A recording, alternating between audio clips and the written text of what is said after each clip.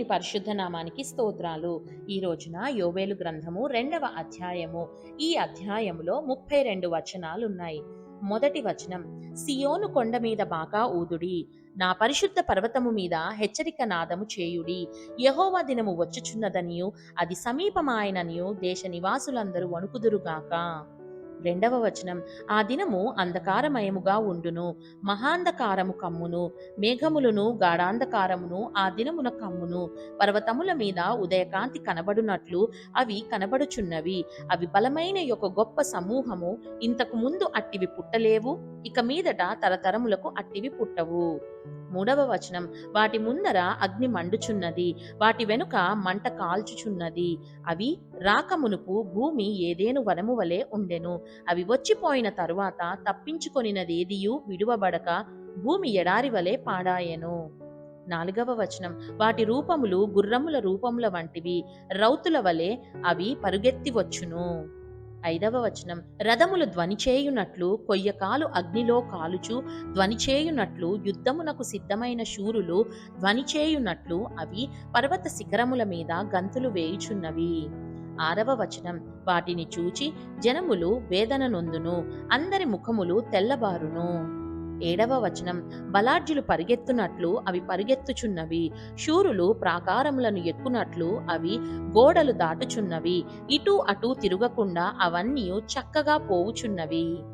ఎనిమిదవ వచనం, ఒకదాని మీద ఒకటి త్రొక్కులాడక అవన్నీ చక్కగా పోవుచున్నవి, ఆయుధముల మీద పడినను త్రోవ విడువవు. తొమ్మిదవ వచనం, పట్టణములో నకముకాల పరిగెత్తుచున్నవి, గోడల మీద ఎక్కి ఇండ్లలోనికి చొరబడుచున్నవి, దొంగలు వచ్చినట్లు కిటికీలలో గుండా జొరబడుచున్నవి. పదవ వచనం, వాటి భయము చేత భూమి కంపించుచున్నది, ఆకాశము తత్తరించుచున్నది, సూర్యచంద్రులకు తేజోహీనత కలుగుచున్నది, నక్షత్రములకు కాంతి తప్పుచున్నది. 11వ వచనం, యెహోవా తన సైన్యమును నడిపించుచు ఉరుము వలె గర్జించుచున్నాడు, ఆయన దండు బహు గొప్పదయ్యున్నది, ఆయన ఆజ్ఞను నెరవేర్చున్నది బలము గలది. యెహోవా దినము బహు భయంకరము, దానికి తాళగలవాడెవడు? 12వ వచనం, ఇప్పుడైనను మీరు ఉపవాసముండి కన్నీరు విడుచుచు దుఃఖించుచు మనఃపూర్వకముగా తిరిగి నా యొద్దకు రండి. ఇదే యెహోవా వాక్కు. 13వ వచనం, మీ దేవుడైన యెహోవా కరుణా వాత్సల్యములు గలవాడును, శాంతమూర్తియు అత్యంత కృపగలవాడునయ్యుండి తాను చేయనుద్దేశించిన కీడును చేయక పశ్చాత్తాపపడును గనుక మీ వస్త్రములను కాక మీ హృదయములను చింపుకొని ఆయన తట్టు తిరుగుడి. 14వ వచనం, ఒకవేళ ఆయన మనస్సు త్రిప్పుకొని పశ్చాత్తాపపడి మీ దేవుడైన యెహోవాకు తగిన నైవేద్యమును పానార్పణమును మీకు దీవెనగా అనుగ్రహించును, అనుగ్రహింపడని ఎవడు చెప్పగలడు? 15వ వచనం, సియోనులో బాకా ఊదుడి, ఉపవాస దినము ప్రతిష్ఠించుడి, వ్రత దినము నియమించి ప్రకటన చేయుడి. 16వ వచనం, జనులను సమకూర్చుడి, సమాజ కూటము ప్రతిష్ఠించుడి, పెద్దలను పిలువనంపించుడి, చిన్నవారిని స్తన్యపానము చేయు బిడ్డలను తోడుకొని రండి, పెండ్లి కుమారుడు అంతఃపురంలో నుండి పెండ్లి కుమార్తె గదిలో నుండి రావలయును. 17వ వచనం, యెహోవాకు పరిచర్య చేయు యాజకులు మంటపమునకును బలిపీఠమునకును మధ్య నిలువబడి కన్నీరు విడుచుచు, యెహోవా నీ జనుల ఎడల జాలి చేసుకొని అన్యజనులు వారి మీద ప్రభుత్వం చేయునట్లు వారిని అవమానమునకు అప్పగింపకుము, లేని ఎడల అన్యజనులు వారి దేవుడు ఏమాయనందురు గదా అని వేడుకొనవలెను.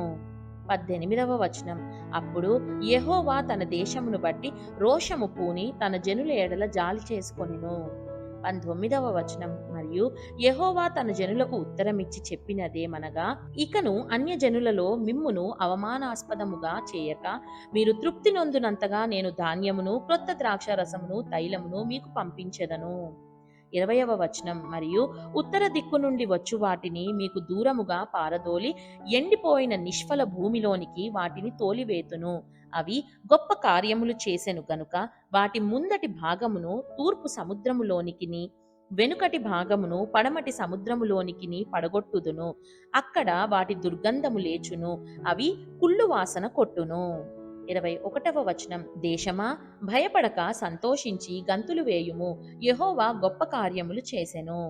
22వ వచనం, పశువులారా భయపడకుడి, గడ్డి బీళ్లలో పచ్చిక మొలుచును, చెట్లు ఫలించును, అంజూరపు చెట్లును ద్రాక్ష చెట్లు సమృద్ధిగా ఫలించును. 23వ వచనం, సియోను జనులారా ఉత్సహించి మీ దేవుడైన యెహోవా యందు సంతోషించుడి. తన నీతిని బట్టి ఆయన తొలకరి వర్షమును మీకు అనుగ్రహించును. వాన కురిపించి పూర్వమందు వలె తొలకరి వర్షమును కడవరి వర్షమును మీకు అనుగ్రహించును. 24వ వచనం, కొట్లు ధాన్యముతో నిండును, క్రొత్త ద్రాక్షారసమును క్రొత్త తైలమును గానుగలకు పైగా పొర్లిపారును. 25వ వచనం, మీరు కడుపారా తిని తృప్తి పొంది మీ కొరకు వింత కార్యములను జరిగించిన మీ దేవుడైన యెహోవా నామమును స్తుతించునట్లు నేను పంపిన మిడతలను గొంగళి పురుగులను పసరు పురుగులను చీడ పురుగులను అను నా మహా సైన్యము తినివేసిన సంవత్సరముల పంటను మీకు మరలా నిత్తును. 26వ వచనం, నా జనులు ఇక నిన్నటికిని సిగ్గునొందరు. 27వ వచనం, అప్పుడు ఇశ్రాయేలీయుల మధ్య నున్నవాడను నేనే అనియు నేనే మీ దేవుడనైన యెహోవాననియు నేను తప్ప వేరు దేవుడొకడు లేడనియు మీరు తెలుసుకొందురు. నా జనులు ఇక నెన్నడును సిగ్గునొందకయుందురు. 28వ వచనం, తరువాత నేను సర్వజనుల మీద నా ఆత్మను కుమ్మరింతును. మీ కుమారులను మీ కుమార్తెలను ప్రవచనములు చెప్పుదురు. మీ ముసలివారు కలలు కందురు. మీ యవ్వనులు దర్శనములు చూతురు. 29వ వచనం, ఆ దినములలో నేను పనివారి మీదను పనికత్తెల మీదను నా ఆత్మను కుమ్మరింతును. 30వ వచనం, మరియు ఆకాశమందును భూమి అందును మహత్కార్యములను అనగా రక్తమును అగ్నిని ధూమ స్తంభములను కనుపరచెదను. 31వ వచనం, యెహోవా యొక్క భయంకరమైన ఆ మహాదినము రాకముందు సూర్యుడు తేజోహీనుడగును, చంద్రుడు రక్తవర్ణమగును. 32వ వచనం, యెహోవా సెలవిచ్చినట్లు సియోను కొండ మీదను యెరూషలేములోను తప్పించుకొనిన వారందరూ శేషించిన వారిలో యెహోవా పిలుచువారు కనబడుదురు. ఆ దినమున యెహోవా నామమును బట్టి ఆయనకు ప్రార్థన చేయు వారందరూ రక్షింపబడుదురు. దేవుడు చదవబడిన పరిశుద్ధ వాక్యాన్ని మనందరి వినికిడిలో దీవించి మనల్ని ఆశీర్వదించునుగాక. ఆమేన్.